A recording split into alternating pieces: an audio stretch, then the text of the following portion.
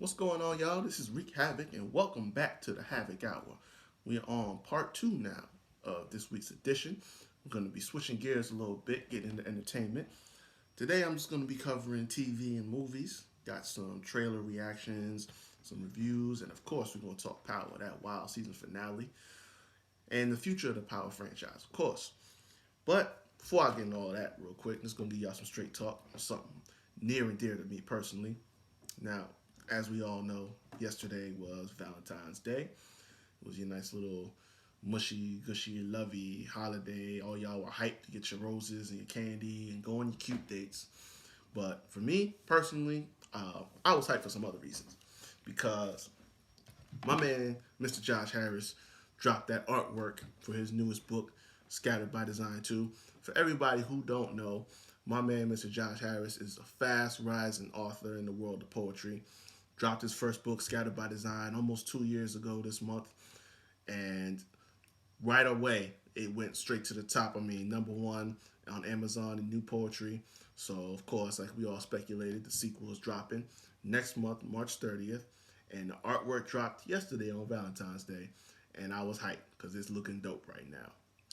I don't know if anybody out there listen to Fabulous. If you heard his last couple of mixtapes, Summertime Shootout, the artwork on that, it reminded me a lot of that. You know what I'm saying? That cartoony feel. You know what I'm saying? It was real inventive. I like that. And that's how my man is. You know what I'm saying? My brother, my day one. He's been doing this for a long time. You know what I'm saying? Going as far back to high school, winning poetry contests, freaking school wide. You know what I'm saying? Now on his second book in 3 years. You know what I'm saying? I'm proud of my brother. He is a true artist with this thing, man. My man is real. He's inventive. He's creative, and he is raw. Just so y'all know, so y'all don't be reading this poetry to your kids and nothing like that, because this ain't that type of poetry. If you reading this, you need to be grown. But this is big, and I'm proud of my man. So March 30th is when the book officially drops. Just the artwork came out yesterday. I posted it on the page for everyone to see it. You know what I'm saying? If you haven't, go check it out. It is fire. I'm telling you right now. So, yeah, shouts out to my bro, man. I'm looking to do an interview real soon. We did one when we did Scattered by Design 1, and we asked about it. So, of course, I'll be talking to him again about Scattered by Design 2. So, y'all go check that out. Go shout out to my mans. Check the page out. And when that book drops, go get it. If you don't have Scattered by Design 1, I don't know what you're doing with your life. Go get it done right now. It's on Amazon still. Go out there, go get it. Scattered by Design in poetry. Go get that right now. And Scattered by Design 2 on March 30th. So, now that I got that out the way, little housekeeping, let's jump into the topics for the day. Right. Now, obviously, Power has come to its conclusion. Ghost is dead, and the several other characters in the mix have scattered to the far winds. The great question surrounding the final episodes was who shot Ghost? Who did it? Who pulled the trigger? And why? And they gave us several suspects. They gave us Paz, they gave us Tommy, Dre, Tate, Tariq, Tasha, and Cooper Sacks.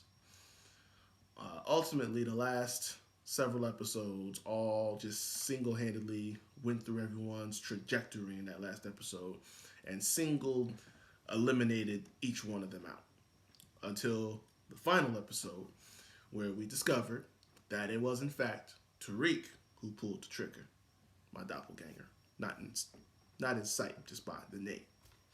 Um, I actually, if you talked to me before, I actually predicted this happening at the start of the season. Before Ghost even got shot, before we were even asking this question, I said, you know what? I think my man Tariq is gonna kill him. And also, if you know me for a while, I've been frustrated with this little nigga. He been pissing me off. Real talk. Because I wasn't feeling him for the longest time. He just getting in trouble for all the wrong reasons, doing a lot of stupid stuff, and I wasn't feeling him. But going into the season, I said, there's a good chance. I think he kills him. I think he kills Ghost by the end of it, because the whole the whole premise of the season was centered around the feud between Ghost and Tommy because Tommy killed Angie. Angie was the love of his life, and that's just there's no going back from that. Ghost is going to be on the warpath now, and that was the whole idea going into this is that him and Tommy are going to go to war, and before it ends, one of them is going to kill the other. I know the way that 50 and Courtney Kemp have designed and crafted this masterful series. It was too simple. That idea was too simple that one of them would just kill the other. There had to be a twist. There had to be something else involved.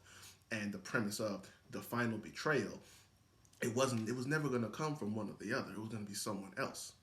So I threw the hat out there and I said, you know what? It'll probably be Tariq. Because as much as everyone else has evolved over the last 6 seasons, he's had probably the deepest story. It's just aggravating to everybody. So when the time came,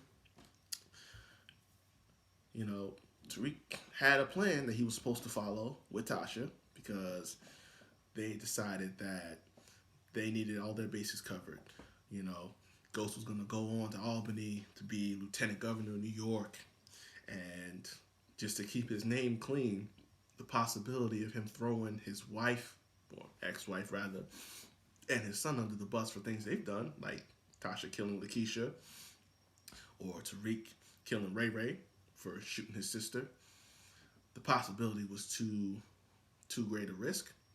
So Tasha says she'll kill Ghost. She'll wait in the car as he comes out, pop him in the back of the head. But Tariq just went off script and said, you know what? I'm going to do it. He had a little heart-to-heart with Kanan from Beyond the Grave, which has happened a lot recently. Just having this little vision, this little conversation off to the side, like, oh, listen, your mom, you don't want to risk that. You don't want to have her go down for this. You don't want to go to jail. So you do it. You be a man. And so that was all he needed. He went up, had those last few words from father to son, and almost symbolic of the story that he told Tariq earlier about how him and Tommy and Kanan, or him and Tommy killed Breeze back in the day. It was almost symbolic because he said, well, he was in the way of my success. He was in the way of my life. And likewise, Ghost was in the way of Tariq. He, couldn't move forward. He couldn't, really go on and enjoy his life and grow in his life without Ghost out of the picture.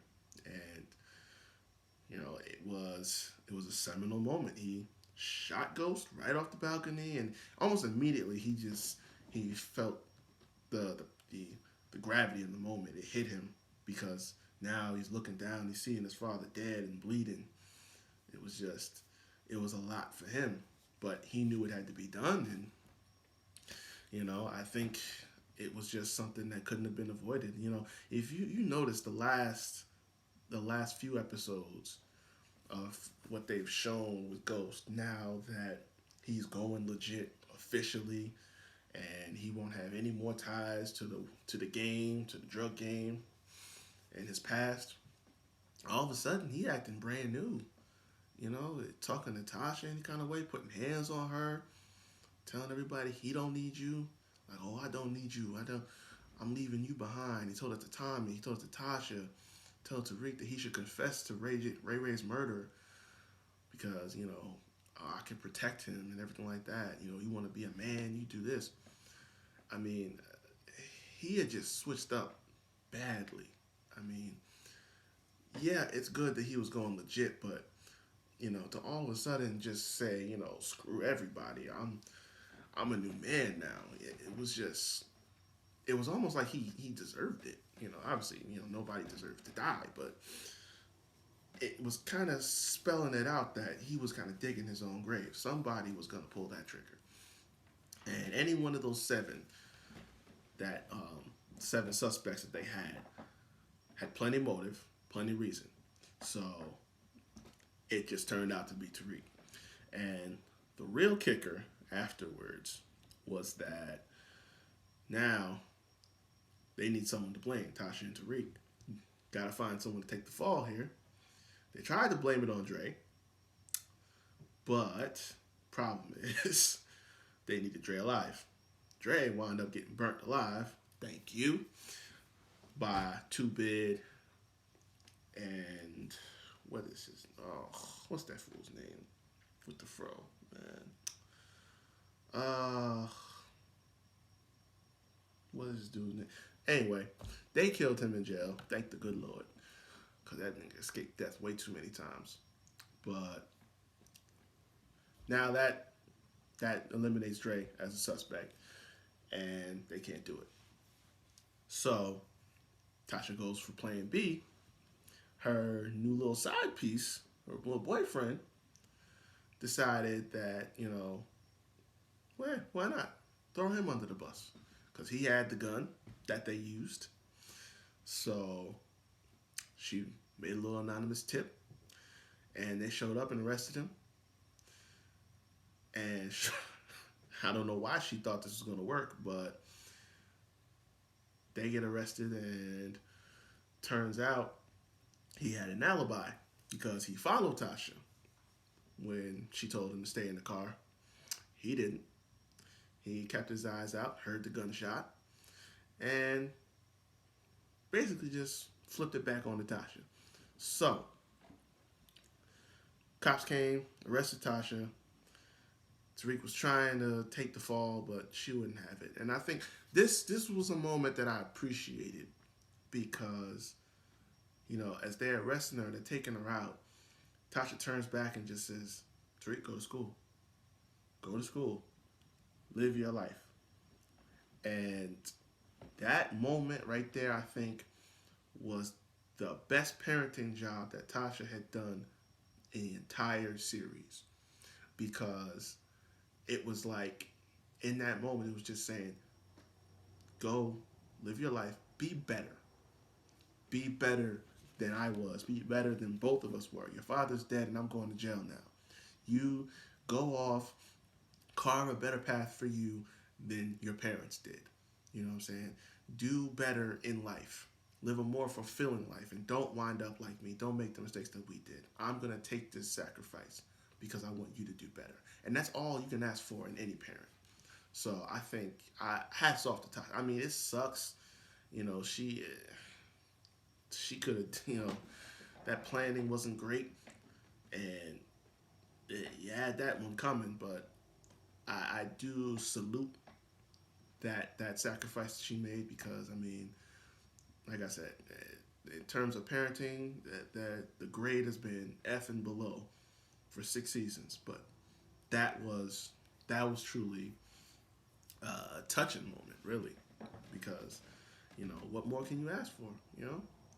I'll still say this all could have been avoided if she would just let Ghost go legit, because I mean the whole reason he left Tasha for Angie was because Angie could see, she never saw the drug dealer Ghost. She saw a man that owned nightclubs and was an entrepreneur.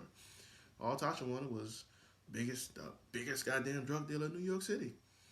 So, I mean, he was trying to go legit. She wouldn't have it. So, it dragged them into deeper holes throughout the season. I'm not saying that's all her fault, but, it's something that could have slightly been avoided on some ends. But, yeah, so Tariq goes off to college, man. And everyone just goes their separate ways. And that's how we closed out Power. Now, obviously, if you stayed and watched after the credits, it's not over. And, 50s had said ahead of time that he wasn't going to close out Power just like that. But how they were going to do it was the question. And after the credits, they kind of let you know. They shot a scene where they took you back years prior where Ghost and Tommy were still in, I guess, middle school. And then they showed Angela at that age as well. And that's going to be one of the spinoffs that they talk about. But there's several spinoffs coming, all entitled Power Book. Now, Power Book 2 is going to be entitled Ghost. Power Book 2 Ghost. That's going to follow the story as it follows right after Power.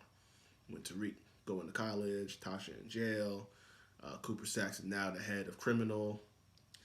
What else? There's a few more characters, Method Man and Mary J. Blige. Okay, um, it still isn't quite clear what their roles are going to be, but it's in the present day, and we'll see how that goes going forward. But that's going to be Power Book 2. Power Book 3, Raising Kanan.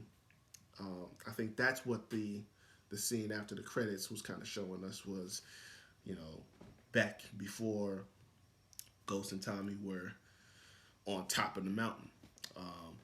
They mentioned as they were walking out, they talked about Kanan introducing them to Breeze. So obviously this is way back. They haven't met Breeze yet. So that's going to be kind of an origin story of the three of them coming up together in the game. And Power Book 4, Influence, is going to center around Councilman Tate, who is now the governor of New York. In a wild twist of fate during the last few episodes, obviously with Ghost getting shot, Tate gets to slide back in and run on the gubernatorial note. And they show at the end that he won and he got what he wanted in the first place. He is on top as governor, and we're going to be following his story in Power Book 4. And last but not least, Power Book 5, Force. That's going to be around my main man, Tommy. Now, Tommy had probably the most tragic ending because he walked into truth right as Ghost had fallen and after he was shot. And unfortunately, he saw everything. He saw Tariq, and he had to watch his best friend, his brother, bleed out and pass away. And now, with having lost everyone that he cared about, it was time for him to go. You know, and Ghost told him, like, yeah, you gotta go. You gotta get out of here. You gotta leave this place behind. You gotta start a new life. And that's exactly what he did. His mother basically shunned him because she felt like, you know, he killed Ghost even though he didn't. So now it's like, well, guess I gotta go. He goes off to Cali. His brand new whip restored. Obviously, that had to be Ghost. And you know, heads out off to the West Coast to continue business as usual because there was a connect out there that they met earlier in the series, and they said, you know, if he ever comes out there, he can keep running business. So that's what he's gonna do, and we're gonna follow that story as it comes along. So more power to come, and the first spinoff is coming this summer actually. So it's over, but it's not over. We got plenty more coming. So looking forward to that. Y'all catch it. So that's in the books. Now let me get into some trailers here. Recently, in the last couple of weeks, trailer dropped for this movie called Spiral. Now, this movie's being produced by Chris Rock, and I don't think it's a spin-off as much as it is the next chapter or an iteration of the Saw series. Basically, Chris Rock is playing a detective, and he and his partner stumble across a crime scene, and it's grisly, gruesome, and I guess it's in the mold of a jigsaw death.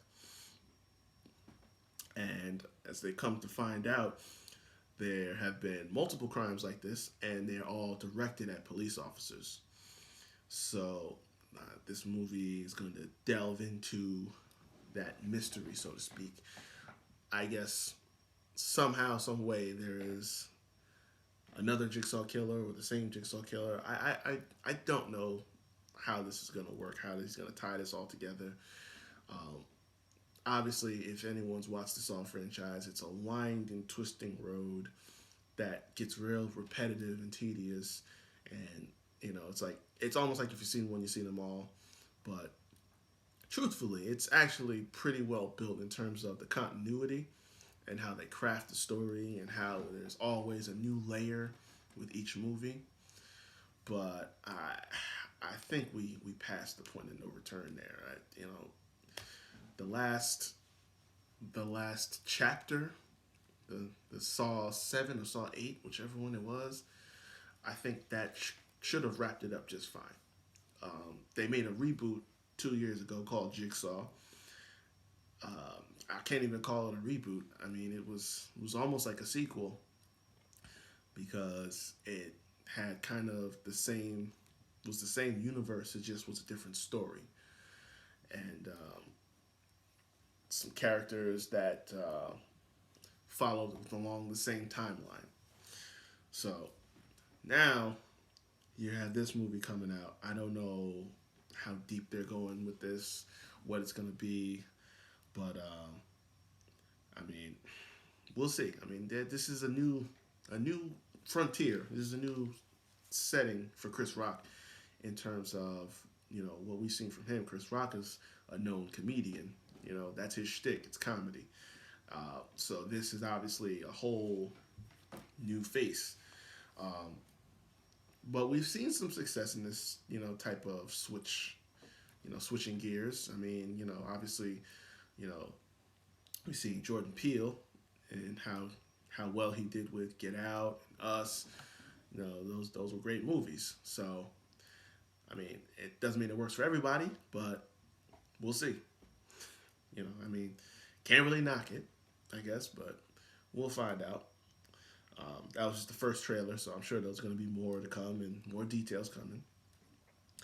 The other more that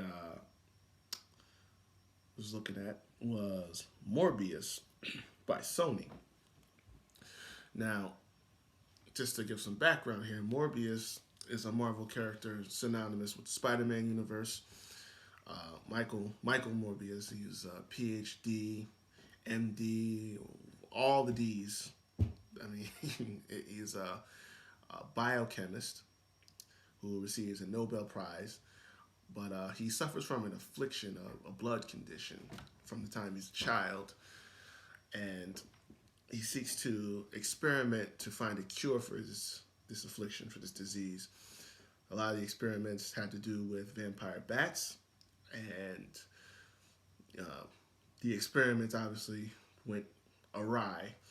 That led to his affliction leading to a mutation, to where he is morphed into a blood-sucking vampire.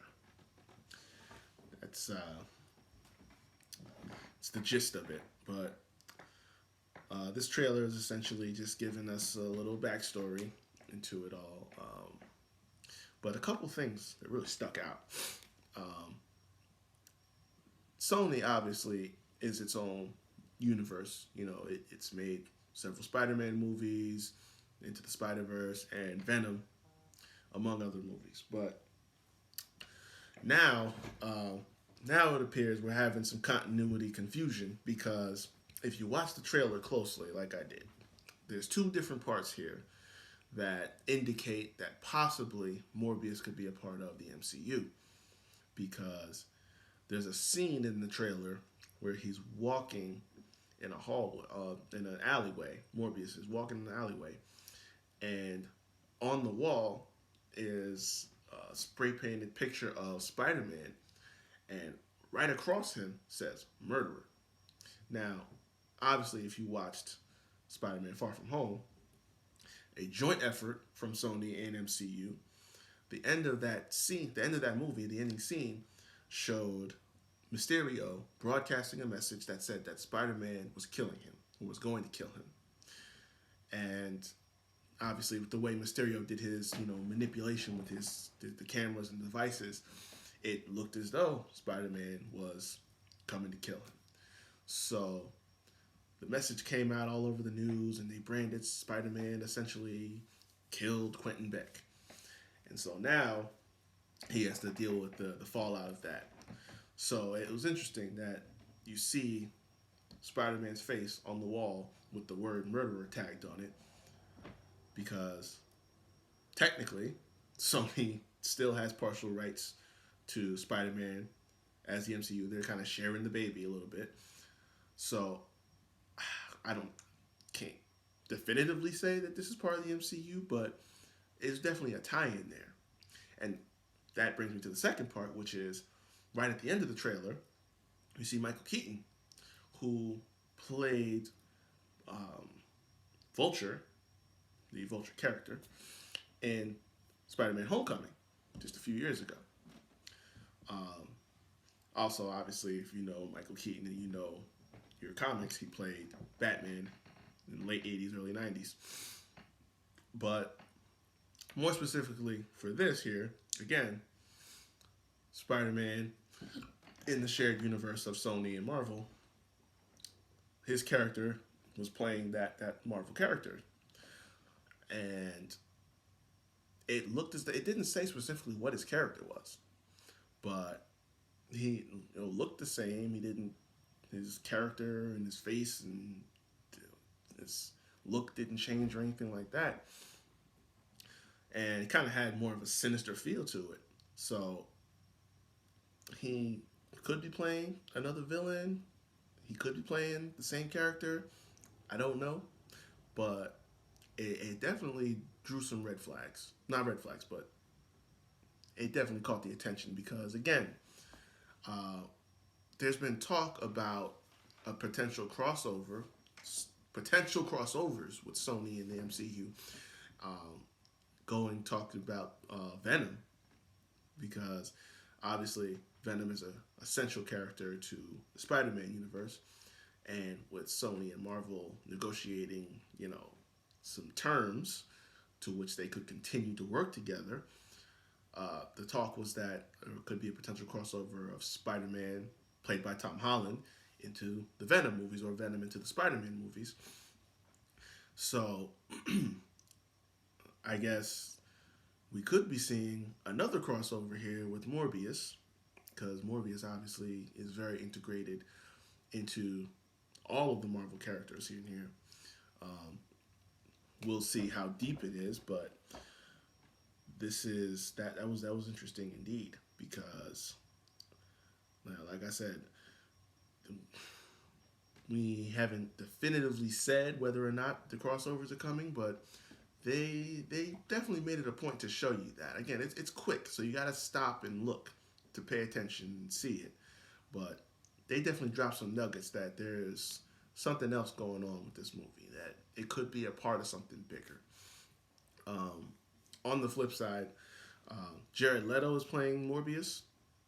Um, Obviously, if you know the actor and you've seen Suicide Squad, obviously that doesn't vote a lot of confidence. Um, but I'm of the mindset that certain characters just are meant to be played by different people. I didn't have an issue with Jared Leto so much, and his performance is just it wasn't the role for him, not the Joker, and the way it looked just it took me out of it from the jump. I was not watching Suicide Squad for Joker, and it didn't really add anything to it for me. So uh, that was just a no. But every character is different, and it's a different universe, different setting, different everything. So uh, while I'm not going to dismiss it, it's just something to keep up there in the head.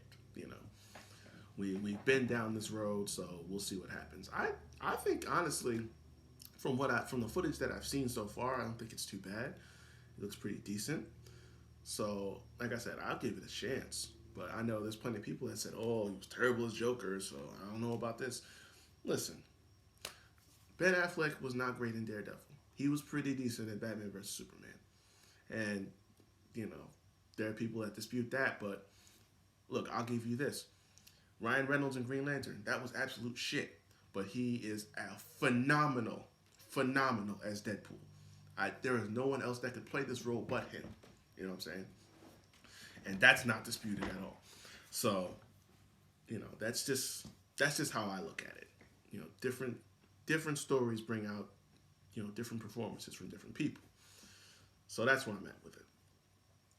And real quick, on the topic of Marvel, if you watch Super Bowl, Disney Plus actually aired a little snippet of some trailers for their new shows in the Marvel Universe for Falcon and the Winter Soldier, Loki, and WandaVision, were our central characters from the MCU.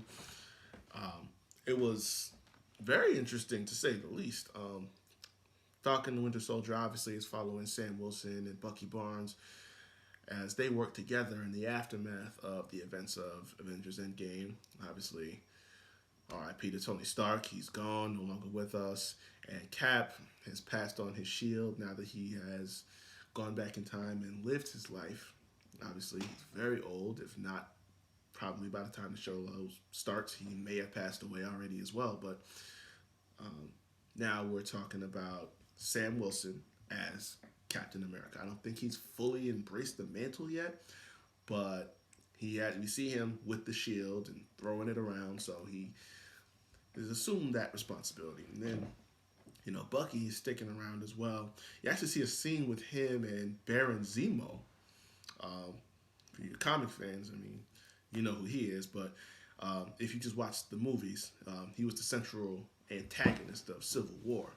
He was the brain behind orchestrating all the fighting and the conflict within the Avengers. When last saw him, he was incarcerated. So this is interesting to say the least. He's back, and who knows what role he plays in it. For Loki, there was not a lot to see there, but showed him in prison. But obviously, no, prisons don't hold this cat. He does whatever hell he wants to do. And in Avengers, there were so many different attempts at trying to go back in time to retrieve all the stones, bring them all together in one place, that at one point Loki actually escaped with the Tesseract. So that may be how he comes back, because he's died, I don't know, 3-4 times at this point. So they don't really show what it is that's going on with him, but because you could take your pick as to how he's still alive. I mean, there's a whole bunch of different scenarios there. So that's for him. And then WandaVision is probably the most peculiar. I think that's the best way I can put it, because it's the footage is dressed up like they are in a sitcom together. It's a show, but it looks like in the show they're in some kind of sitcom. Vision and Wanda. They go in a whole bunch of different settings and lightings. Like there's black and white at one point, and like they're wearing a whole bunch of different outfits and stuff like that. Like the old sitcoms from back in the day, Good Times and Home Improvement and I Love Lucy and all those classic sitcoms and stuff like that.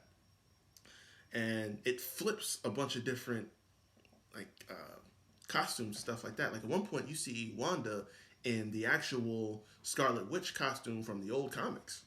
So I'm not sure if that's done on purpose, if that's some kind of twist. I don't know what that is. It's trippy.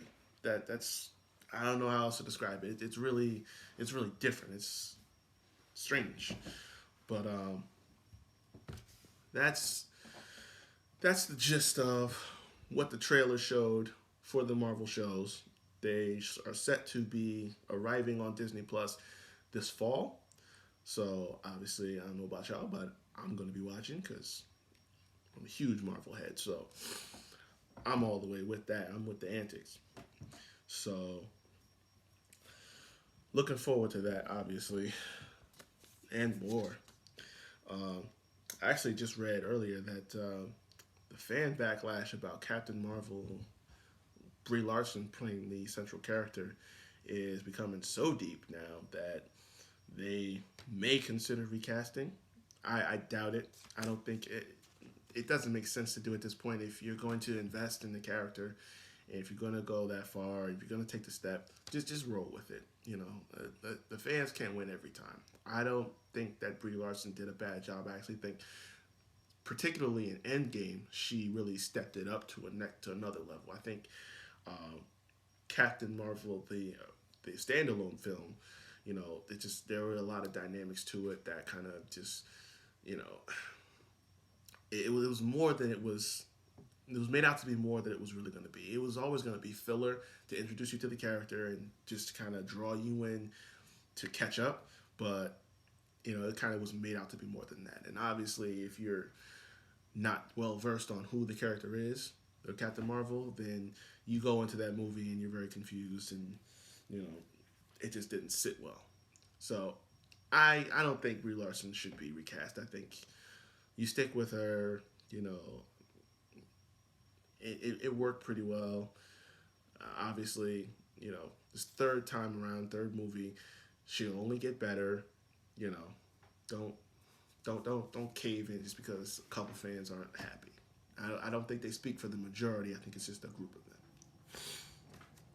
So, last bit of business before we wrap up here. I gotta talk about Bad Boys 3. Bad Boys for Life. Now, if you're like me and you watched the first two, you've been waiting a long time for this movie. Bad Boys 2 came out in, I believe, 2003 or 2002, one or the other. But that means we've been waiting 17 years for this movie. Um, Obviously, it was frustrating because we had gotten news and speculation for so many years that, oh yeah, we're going to come back and we're going to do a third one and eventually and whatever, on and off. And then, you know, by a little over a year ago, Will Smith made the Instagram post that it's official, Bad Boys 3, showed Martin on set, because that was the real kicker. Getting him and Martin in the same place was really what was going to make it official. So they made the announcement. It happened. We saw the trailer, and then the movie dropped just a little over a month ago. Or actually, no, it hasn't even been a month yet. It was the end of January, but it's out now.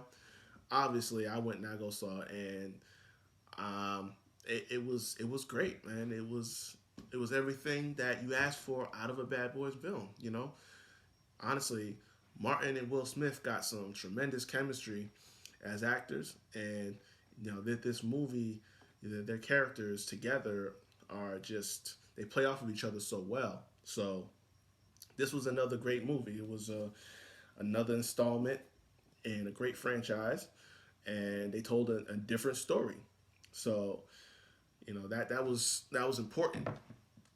This time around, uh, Mike Mike Lowry Mike Lowry was being targeted uh, by someone who was unbeknownst to all of us. Um, I had some theories about that going into it because you know the trailers showed that someone was targeting Mike. I started my own little theory box because you know I'm thinking, you know what, this is a third movie, so there's got to be somebody from his past. It only makes sense, right? Mike Lowry got a long past, so somebody from there has to be the one to do it. And so I put together two suspects. The first one, bear with me on this. The first one was Sid. Yes, Sid, played by Gabrielle Union. I had her as the bad guy, trying to kill Mike. Bear with me. Let me explain. Now, obviously, if you saw the end of Bad Boys 2, he discussed with Marcus that him and Sid had an amicable split. Right? Cool. But since that time, like I said, 17 years have gone by. So anything could have happened within that 17 years. You know what I'm saying? Um, they could have fallen back in, and it could have ended badly, or he could have lied to Marcus. He could have said that they were breaking up, and they really didn't. And maybe they had a bad breakup later down the line. You know what I'm saying? You never know. Point is, right? Sid worked for the feds, and she knew Mike back to front, like the back of her hand. And in 17 years, you can have a lot of time to become a trained assassin. So I figured, hey, why not? There's plenty of possibility there. But obviously, it's less realistic. It was just wishful thinking on my part. But that was my suspect number one. My suspect number two, and this is more realistic and it has a more of a motive, was Johnny Tapia's daughter. Now, I don't know who the kid actress was that played her, but if you saw the movie, it looked like she had to be about uh, 11, 12 years old, give or take. So from then to 2020, 17 years, she's close to 30 now. That's plenty of time to plot revenge. When you're obviously, she has to know her father was killed, shot and blown up in a minefield. And she has to know that the two officers involved were Mike Lowry, Marcus Burnett. So, and Tapia was connected deep. So, I mean, if anyone could learn, who did it, where they are here in Miami, and start plotting revenge for 17 years, I mean, who better than the daughter of a drug kingpin, right? So, those are my two suspects. Um, I was horribly wrong, obviously. It turns out that, and just for the record, I'm hitting spoilers here. Y'all had plenty of time to watch the movie, so if you don't want to hear spoilers, you need to go somewhere else. You got 1 second. There's your second. Now, it turns out Mike, before he became partners with Marcus, met a woman and they had a bit of a fling. He was undercover doing doing a kind of a sting, so to speak, and he fell in love with a woman while he was undercover. They had a bit of a fling for a while. She was married, I believe, but she was also a witch. That's part that really kind of got weird to me. She practices like Santa Maria and stuff like that, that kind of stuff. But the whole her being a witch thing is really what got me, because that seemed a little weird. But so they had a thing, and when the heat came down, the Fed showed up. She was arrested. He went off to partner up with Marcus and on to bad boy's life. But it turns out that while she was arrested, she was pregnant with his kid. And she never told the kid that Mike was his father. She just kept up the ruse that his father was the man she was married to. So now, at the age, I believe he was, 18, I guess? 17, 18? He breaks her out of jail, and she gives him essentially a hit list of all the people that had to do with her and her husband's downfall. At the top of the list, and the main target, was Mike. Again, she didn't tell him that Mike was his father. She told him that he's responsible for his father's death. So he goes out to Miami and starts hitting off everybody. And he starts off with Mike. And it gives you kind of a scare. I mean, obviously, if you've seen Bad Boys before, you know that, Mike's not going to die. But within the first 30 seconds, he's shot and in critical condition. So that was a moment. But, ultimately, it takes us through Mike recovering, seeking revenge on the person who shot him, and working with a new crew of people because now they have a new team of youngsters that are using new technology to, be tactical in the department. And, Marcus is reluctant to join Mike because he doesn't want to see him dead. Obviously that real close brush with losing his best friend, his partner, really kind of messed him up. And he, at one point, says that he's retiring and staying home.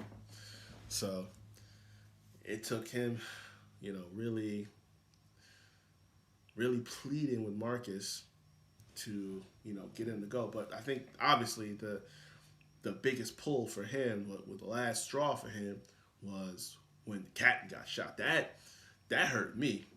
They shot Cat right in the neck, man. And Cat had been there from the beginning. You know what I'm saying? He was talking to Mike, about life after being a cop. Find yourself, really, because Mike being so set on revenge, he wasn't really living his life. So they had that pep talk, and literally seconds after the pep talk, they walk into the car, bah, get shot right in the neck from a distance.